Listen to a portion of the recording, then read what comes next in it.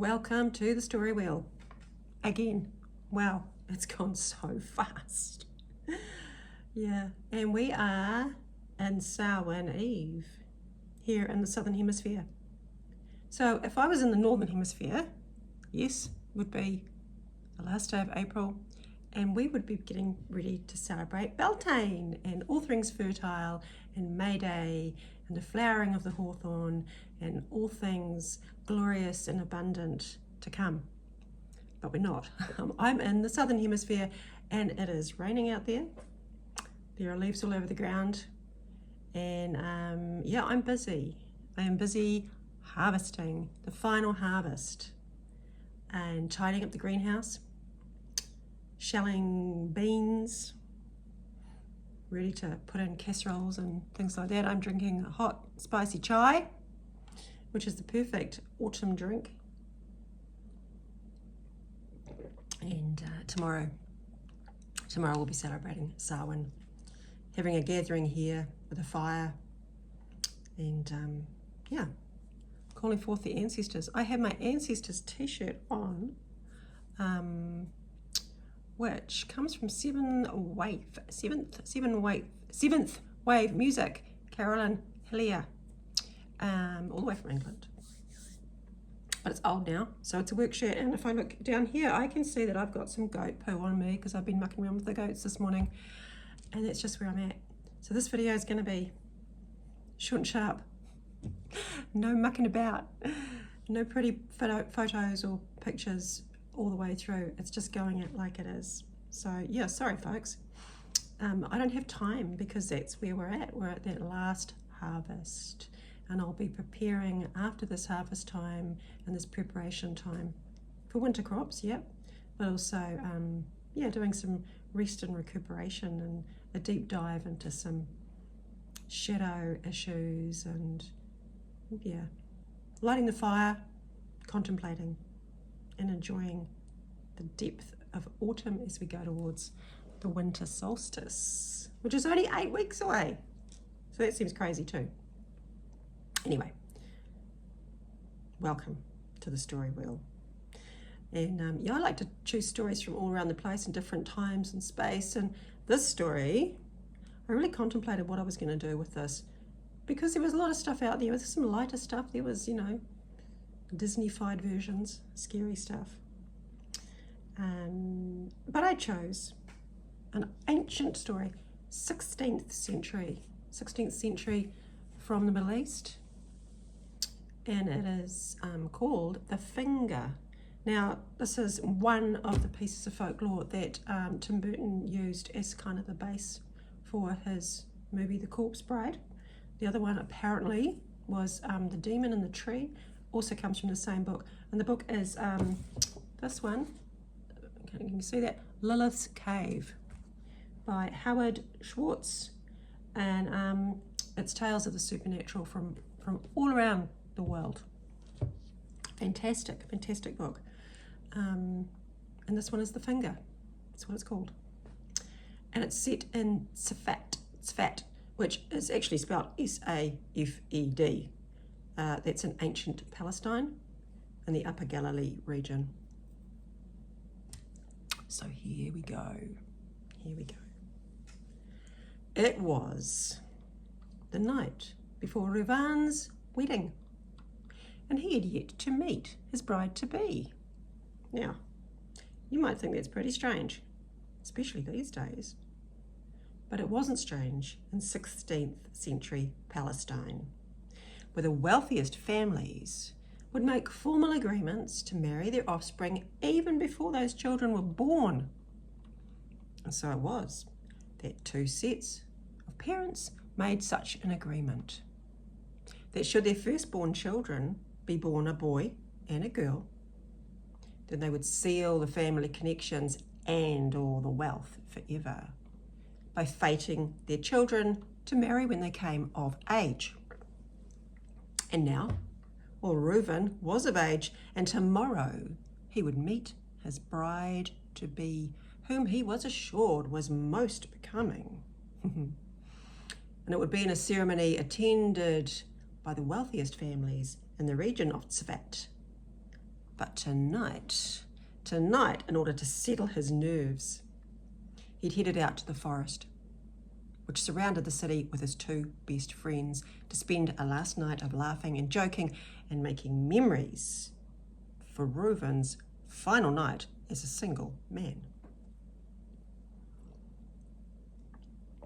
Now, although the forest was dense, the moon was full and high.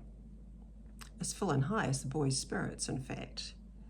And the path they followed was well worn, and it led to the edge of a river, where the young men sat in the moonlight to share food and reminisce about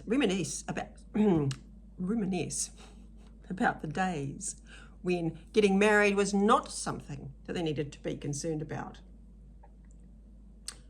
And it was at that point that the first hint that this evening might not be as carefree as everyone would have liked, including us. For there, in a shallow dip by the river, was a place that looked for all world like it hadn't been made by something natural. And there was a gnarled stick, just poking up out of the soil where the leaves were all strewn about. And yes, the stick, it did look uncommonly like a finger. It was a jointed stick, a jointed finger, a stick that looked like a bone. Was it a bone that looked like a stick? Now, we all know that high spirits sometimes make for stupid actions, and so Reuven walked over to the stick. My friends, what have we here? What have we here? A finger for me to practice my ring placing skills. This stick shall be my bride's finger, and I shall practice my vows in the presence of you both as my two witnesses. And I shall say the wedding words, and we shall dance the wedding dance, and tomorrow I shall amaze my bride by how clever and confident and capable I am. And so, roaring with laughter, the young men gathered around the stick, the finger, the stick. And Reuven took his wedding ring, and with fake solemnity, he slipped it onto the protruding stick. Say your vows, cheered the others. And indeed I shall, said Reuven. And as the law required, he repeated 3 times these words. Harai at Mekudeshet li. You are betrothed to me, you are betrothed to me, you are betrothed to me. Yay! And then cheering and holding hands and twirling, the men circled the stick 3 times, dancing the wedding dance. Not very well, but it was the wedding dance nonetheless. And then falling down with laughter and readying themselves to go back to town, Reuven reached out to remove the wedding ring from the stick, but as he did so, a very strange thing happened. Can you guess? Suddenly, the finger, for that is indeed what it was, began to twitch and to be joined by 4 other sticks. The 3 young men froze, gasping in horror as a scratching and a moving on the surface of the ground, and slowly started to reveal not just a few sticks, a few old bones, but indeed a whole hand, and then an arm, and then, well, a ragged sleeve covered in what once could have been lace. And Reuven and his friends gazed horrified at the black chasm which was opening in the clearing, and there, revealed in hideous ruin, was a woman's form, a skeletal form wrapped in a ragged dress, and she was coming up out of the abyss, and her arms were open as she turned towards Reuven. as if to embrace a lover. "My bridegroom!" she called with relief, and her jawbone hanging loose and her terrible dead eyes piercing into Ruvan's soul. And scared witless, the three men, well, they fled from the clearing and ran for their lives. Well, wouldn't you? And so fast did they run that they failed to hear the clattering of bones and the dragging of moulding fabric as the corpse left her place of unrest and precariously followed her husband into the town that she had known so many years ago. Years before, when she'd been murdered on her way to her own wedding. So many years ago, when the lawless men who had come upon her had stolen her fine jewels and buried her in a shallow grave, leaving her soul tormented and restless and waiting. And now you see why this is a Samhain tale. So, on the dark streets, the neighbours briefly woke to the sound of slamming doors, not knowing that behind them 3 young men stood shaking and breathing hard, thanking their lucky stars for the narrow escape they'd had. But, as it happens, when the morning came and in the light of day, well, it all seemed like a bad dream, a nightmare to be shut away, never to be spoken of again. Today, it was Reuben's wedding day. He would meet and marry his living, breathing, and hopefully beautiful bride. And so to the gathering. Can you imagine it? The gathering of families, the wealthy and the traders and the merchants. Anyone who was anyone stood waiting before the rabbi, waiting for the entry of the beautiful bride. And here she was, and here was Reuven, and all thoughts of evening pranks and sticks and bones and corpses rising from the dead was gone. The delicious aroma of exotic foods accompanied the sounds of merriment and music, all flowing out into the street from the palatial home where the wedding was taking place. Silence. The rabbi cleared his throat and the ceremony began. Except that it didn't. Because a clattering and a rattling startled the crowd. We know what it was. It got louder and closer, and suddenly the door was flung open by some other worldly wind, and there she stood, white and wavering, the bone bride, swaying and staring and utterly terrifying to all who laid eyes on her. And screams of panic followed. Of course they did. And as the crowd rushed madly for the doors, they left only the rabbi and the confused living bride and the groom and the parents, all gaping in horror at the apparition that had come to claim what was rightfully hers. Now, this rabbi, he was old. He'd seen a lot of things in his life, but this was a first even for him. His heart beat fit to burst, but he managed to calm himself enough to appraise the corpse before demanding of her, "What is it, you poor, dread creature, that has caused you to leave your final resting place and return to the living?" Oh, and she with a tone so full of sorrow that it set the hearts of all who heard it to breaking, replied, I ask you, what is it, my bridegroom? What is it that you see in me? That you are so repulsed that you would flee me and leave me alone on our wedding night? For anyone who has living eyes can see that we are indeed man and wife. Whereupon she held up her bony hand, on which still sat the groom's wedding ring from the night before, And starting towards the cowering Reuven, she continued, I only come to claim what is mine. You cannot marry another when you are already married to me. I lost out on my first wedding night, my dearest, and I'm not missing out on my second.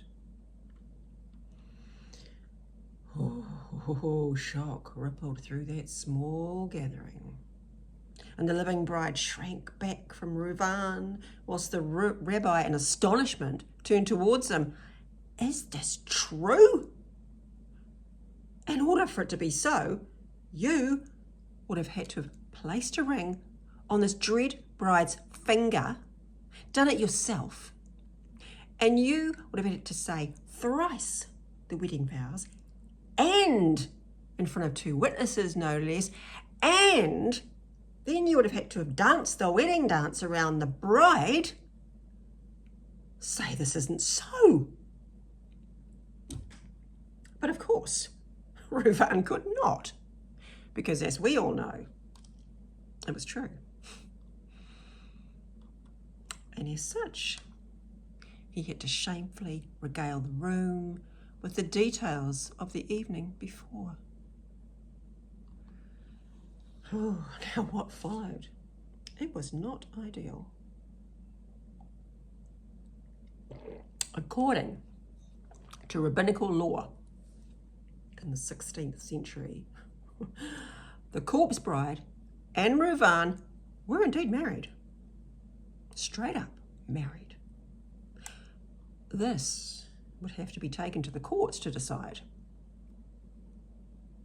The living bride, well, she fled in tears, and the families departed, and the process of decision-making in this unprecedented case began. And as for the dread bride, well, she waited patiently in the hope that she would at last get her wedding night, the wedding night of her dreams. Oh, God. And in the meantime, well, as you can imagine, the citizens of Tzfat, well, they could talk of nothing else. Main topic of conversation was, did the dead indeed have a claim over the living? The rabbis of the court met day after day, and no decision could be made. So it was finally agreed that all the parties for this awful travesty would meet and be questioned, and a new precedent would be set. So the day comes. The people of Tzfat crowded into the court hall. Gruesome interest. And they looked on as the Tzfat rabbi summoned the dead bride to appear. And he placed her under oath. And he instructed her to recount the events in the forest and to swear that Reuven had indeed married her. And their bony hands clasped. And she recounted what had happened and how he had summoned her from the very grave with the words, Harai at mekudeshet li, you are betrothed to me. And then the court asked her, would she give up her claim on Reuven? Not for all of eternity, she chattered from her grisly teeth. And if you make me, this court will prove that there is no justice in life or in death.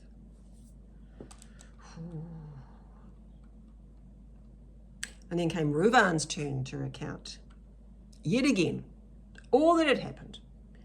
This time he added that at no time did he hold any intent in his heart to marry anyone other than the living bride.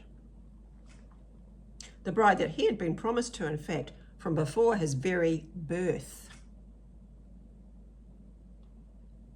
And when finally, when all the witnesses had been called and everyone had spoken in this most bizarre of court cases, when the parents had wrung their hands at least 1,000,000 times and the living bride considered for the 1,000th time what she had ever done to get involved in such a mess.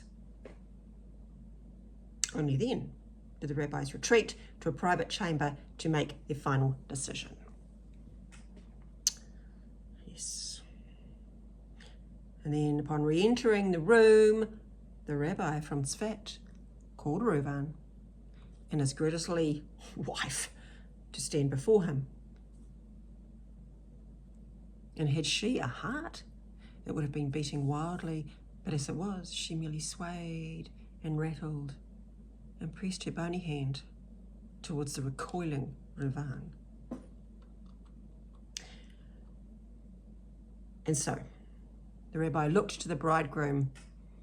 According to the laws, 3 things are true, Reuven, which indeed make your wedding vows and marriage true.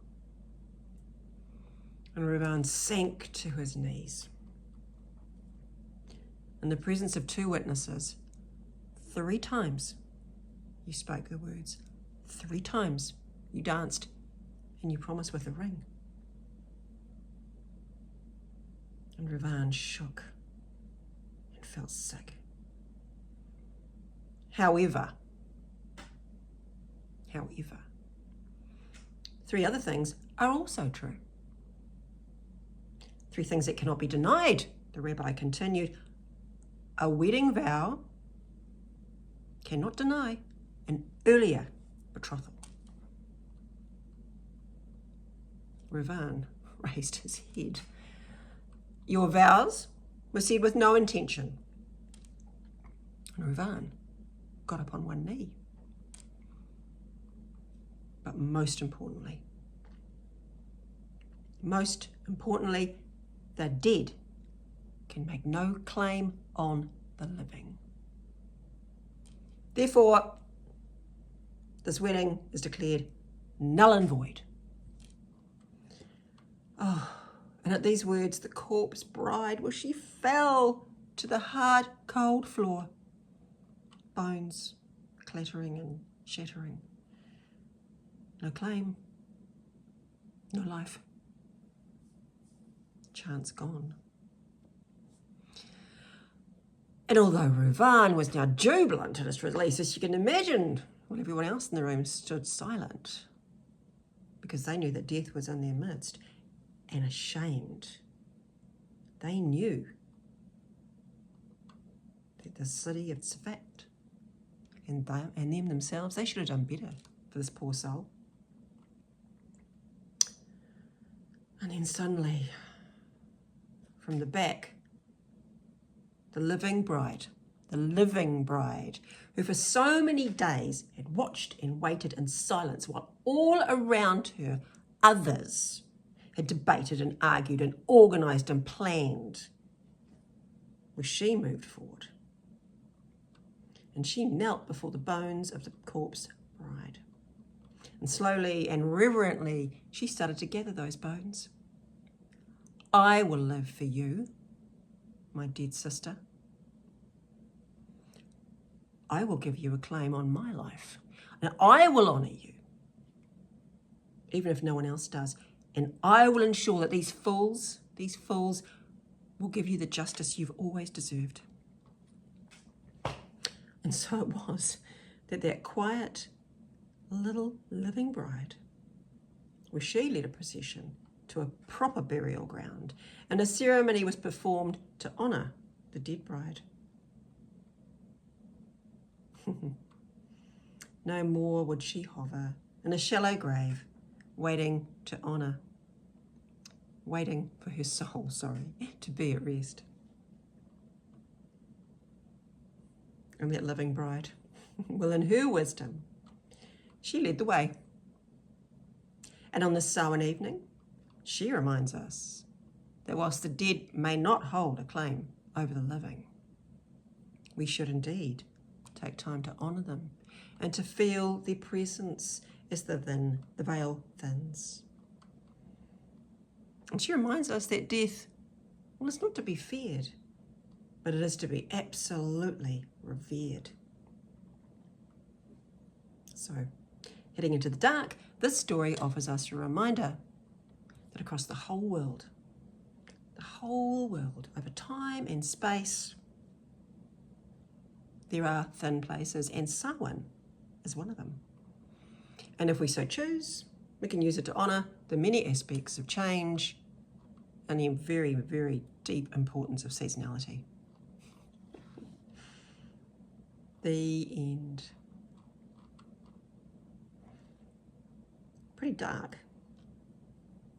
But we're heading into the dark. And it's a metaphor. It's a metaphor. We ebb and we flow. Just look at the trees falling, the leaves falling from the trees. They compost and they enrich and they come up. So I send you Samhain blessings. And I wish you a very peaceful retreat. Until next time, when it's the winter solstice and the shortest day. Goodbye.